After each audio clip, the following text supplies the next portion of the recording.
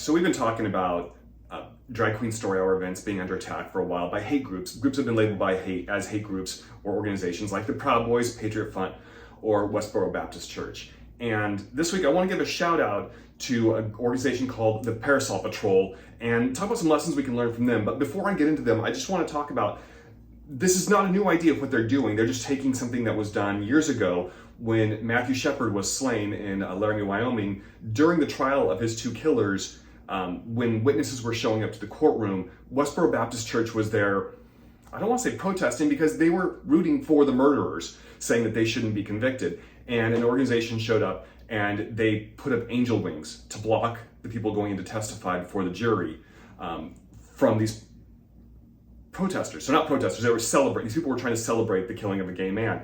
And similarly, after the Pulse Orlando nightclub shooting, organization out of Orlando, the theater organization, actually showed up and did the same thing with angel wings to protect people going to the funerals from these people from the Westboro Baptist Church who were protesting or celebrating the slaying of innocent gay people. Okay, so Parasol Patrol was founded in 2019 in Colorado, and their motto is shielding kids from hate, showing kids that we love kids not in spite of who they are, but because of who they are.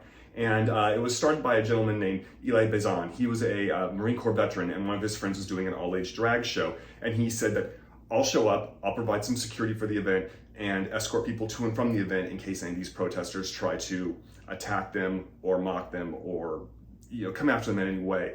And that evolved into hundreds of volunteers showing up for these events with rainbow-colored parasols and umbrellas, and they would shield the children and their families from these protesters, these hate groups. And Bazan said, nothing makes a protester more angry than to simply twirl your umbrella at them and smile.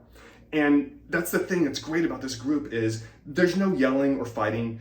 They sing and they play music. At one event, they even sang the entire score from Frozen as kids were coming and going from an event, and they had no idea that there were protesters there who were angry at them hearing stories from a drag queen. I think that's awesome, and this is how we fight back as a community.